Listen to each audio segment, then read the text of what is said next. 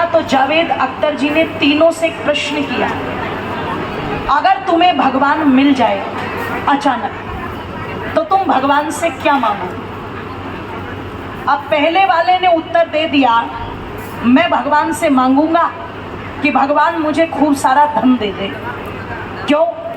मेरे माता पिता ने बड़ी गरीबी के अंदर जीवन व्यतीत किया है, तो मैंने अपने माता पिता को बहुत गरीबी में देखा है और मैं उनकी गरीबी मिटाना चाहता हूँ। तो मैं तो भगवान से धन मांगूंगा और ले जाकर के अपने माता पिता के चरणों में रख दूंगा, उनको सुख प्रदान करूंगा।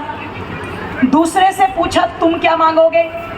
इसने कहा, जी मैं तो परमात्मा से मांगूंगा, भगवान मुझे ये कॉन्टेस्ट जिता दे जिसके लिए मैंने दिन रात मेहनत की है, मीठा छोड़ा, नमक छोड़ा, अपनी डाइट पर बड़ा कंट्रोल किया, बड़ी जिम में पसीना बहाया, तो मैं तो भगवान से ये मांगूंगा मुझे कॉन्टेस्ट जिता दे।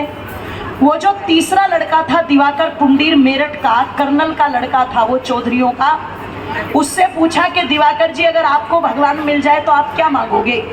उस लड़के ने तुरंत हाथ जोड़ करके कहा, सर मैं भगवान से एक ही चीज मांगूंगा, सर्वे भवन्तु सुखिना, सर्वे सन्तु निरामया, सर्वे भद्राणि पश्यन्तु माँ कश्चित् दुःख भाग भवेत्। हे परमात्मा, सब सुखी हो, सब निरोग हो, कोई भी दुखी ना रहे, किसी को कोई कष्ट ना रहे, सब उत्तम विचारधारा के आपस में प्रेम भाव से रहने वाले हो, मैं यही मांगूंगा। तो जावेद अख्तर जी बड़े प्रभावित हुए। उन्होंने कहा, गजब की बात है, मतलब तुमने एक ही सेंटेंस में सबके लिए मांग लिया, अरे गजब हो गया, तुम्हें ये विचार सडनली आया कैसे तुम्हारे दिमाग में थॉट? तो वो उत्तर देता है, सर सडनली नहीं आया, मैं आर्य समाजी परिवार से हूँ, मेरे माता पिता आर्य समाजी हैं और मेरे घर में मेरी जो माता जी हैं वो प्रतिदिन हवन करती है और प्रतिदिन हवन करके मेरी माँ प्रतिदिन यही प्रार्थना बोलती है यज्ञ के बाद में। तो मुझे तो ये प्रार्थना बचपन से याद है, माँ ने ये संस्कार बचपन से दिए, बेटे जब भी भगवान से प्रार्थना करो तो सबके लिए करो।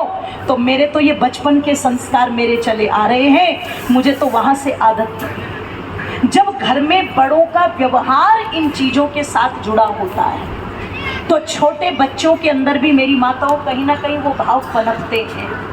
आज हम अपनी पीढ़ी को अपने से कनेक्ट इसलिए नहीं कर पा रहे हैं क्योंकि माता पिता ने भौतिकवाद के नाम पर, धन कमाने के नाम पर, चकाचौंध के नाम पर इस धर्म को तिलांजलि दे रखी है, इसको एक तरफ रखा हुआ है। ध्यान रखिएगा, घर के कोने में अगर आपने धर्म को रख दिया और आप सोचो कि इसका प्रभाव घर में होगा तो बिल्कुल नहीं। ध्यान रखिएगा, जब तक आपके घर में परंपराएं कुछ अच्छे रूप में नहीं चलेगी, ग्रंथों को पढ़ने की परंपरा, संध्या करने की परंपरा, यज्ञों की परंपरा, तब तक बात बनने वाली नहीं है। मैं कहती हूँ ये रोज करने की चीज, पर अगर इसे रोज नहीं कर सकते तो सप्ताह में करो एक दिन, और अगर सप्ताह में भी नहीं कर सकते तो महीने में एक हवन तो हमारे घरों में होना चाहिए।